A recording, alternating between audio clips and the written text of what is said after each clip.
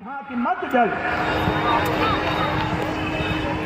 ये सुन, रावण मन में तो भयभीत हुआ, किंतु हंसकर बोलने लगा, छोटे तपस्वियों की बातें वैसे ही हैं जैसे पृथ्वी पर पड़ा हुआ कोई आकाश को छूना चाहे। तब तो सेवक लंकाधिपति रावण के चरणों में मस्तक नवा करके चले गए। इधर 3 दिन हो गए प्रभु को समुद्र से विनय करते हुए। विनय न मानत जलधि जलो गए 3 दिन बीत, बोले राम सगो बतबो भय बिन हो तन प्रीत। तब राम जी क्रोध करके कहने लगे, भय के बिना प्रीत नहीं होती है। हे लक्ष्मण, लाओ मेरा धनुष बाण लाओ। लक्ष्मण बाण सरासर आनो, 100 बारी रवि कसानो।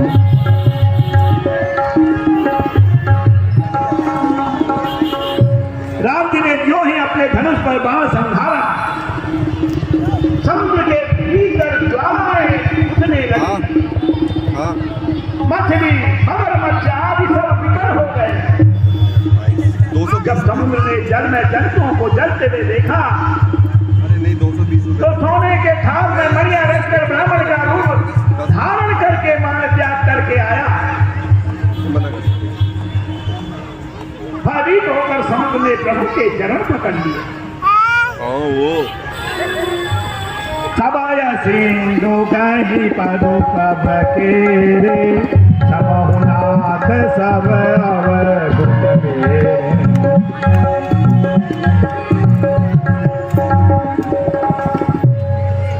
हे नाथ, मेरे सब दोष को क्षमा कीजिए। आकाश, अग्नि, जल और पृथ्वी स्वभाव से ही इनके कार्य जल हैं। आपकी प्रेरणा से इन्हें माया ने पैदा किया। ग्रंथों ने इन्हें सृष्टि का कारण कहा है। प्रभु की जिसको जैसी आज्ञा होती है उसी प्रकार रहने में सुख पाता है। आपने मुझे शिक्षा देकर अच्छा किया, परंतु मर्यादा तो आपने स्थापित की है। झोल गवार शूद्र पशु नारी, ये सब तारण के अधिकारी।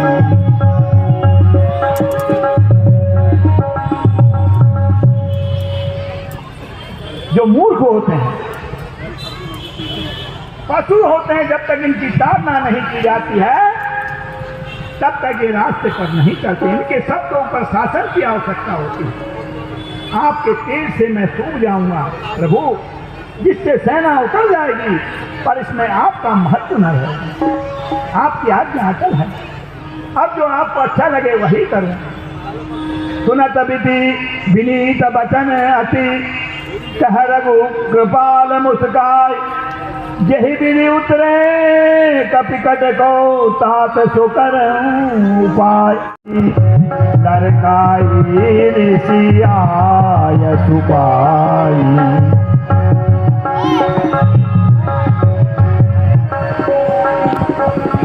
आपकी सेना में नल और नील नाम के 2 बानर हैं। इन्होंने मुनियों का आशीर्वाद प्राप्त कर रखा है। नदी तट पर बहुत से मुनि रहते थे।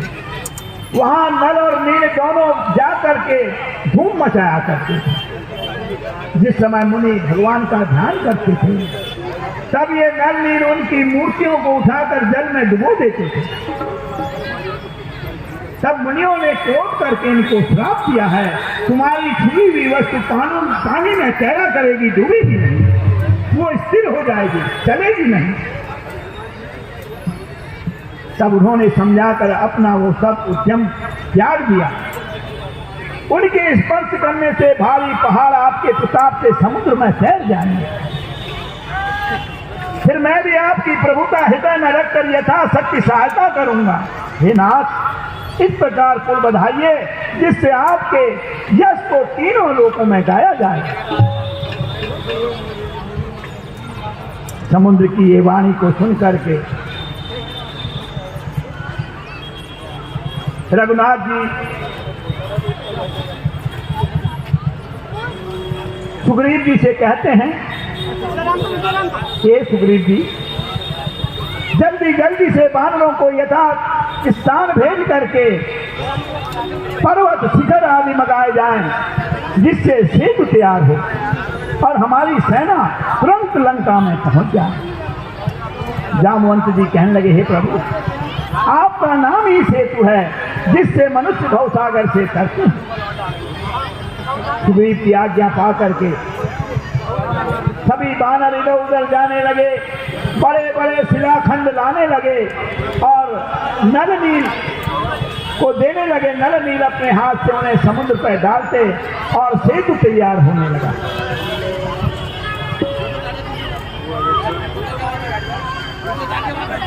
प्रथम दिन पूजे बीस रचो प्रभु जन।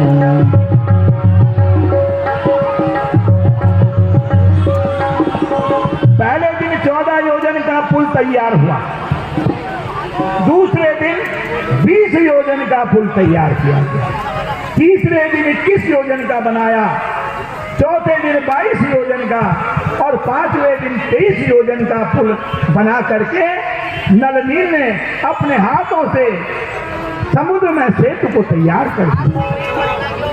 उन शिखरों पर राम का नाम अंकित करते हुए था, समुद्र में डालते जाते थे और सेतु बनते जाता। राम जी मन में विचार करने लगे, ये तो मेरे नाम की शक्ति लग रही है। राम जी किनारे पर आए और एक पत्थर को उठा करके समुद्र में डालने लगे तो वो समुद्र में डूब गया। उधर हनुमान जी देख रहे थे, प्रभु के चरण पकड़कर कहने लगे, हे प्रभु, जो तुम्हारे हाथ से छूट जाएगा तो कैसे बचेगा, वो तो जरूरी डूब जाएगा। ये तो तुम्हारे नाम की शक्ति है जो ये पत्थर पानी में तैर रहे हैं।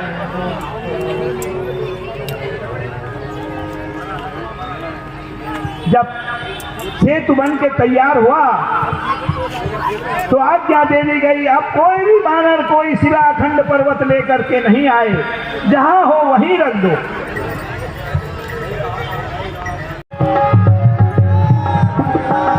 जो इस रामेश्वर के दर्शन करेंगे वे शरीर त्याग देने पर मेरे लोक को जाएंगे, और जो गंगा जलयानी चढ़ी तो सायुज्य मुक्ति नर पाई। जो गंगा जलयान चढ़ाई तो सायुज्य मुक्ति नर पाई। और जो यहाँ पर गंगोत्री से लाकर गंगा जल चढ़ाएगा वो सायुज्य मोक्ष को प्राप्त होगा। जो रामेश्वर की निष्काम सेवा करेंगे उन्हें सिद्धि मेरी भक्ति देंगे।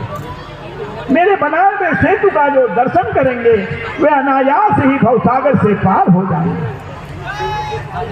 इस प्रकार वहां पर प्रभु ने रामेश्वरम धाम की स्थापना की और फिर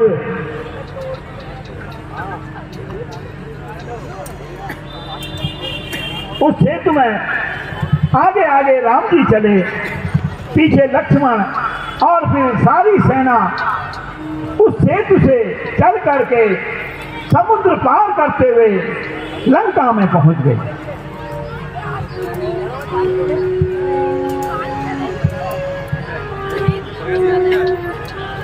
आसे को तो कबिलो की दो भाई कि हसी चले कृपाल रघुराई।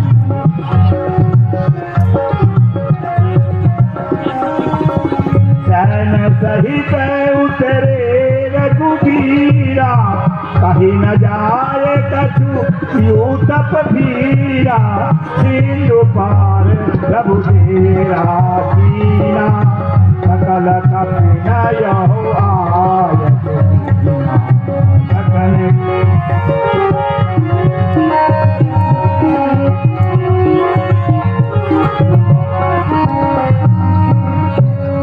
इस प्रकार प्रभु राम जी ने अपनी सेना सहित इस समुद्र को पार किया और लंका में आकर के डेरा किया।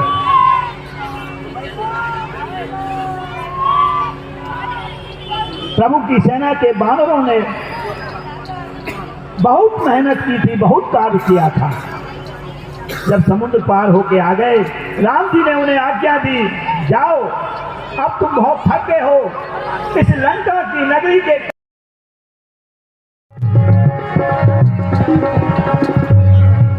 बानर भालू उस लंका के बगीचों में जाकर उजाड़ करने लगे, कंदमूल फल खाने लगे, जो भी निशाचर मिलता था उसको दंड देने लगे।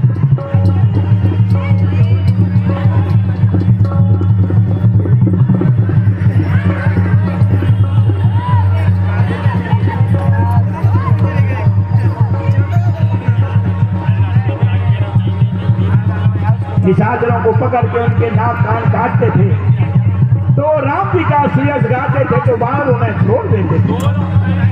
वो जाकर के लंकाधिपति रावण के दरबार में गए और इस बात को रावण से कहा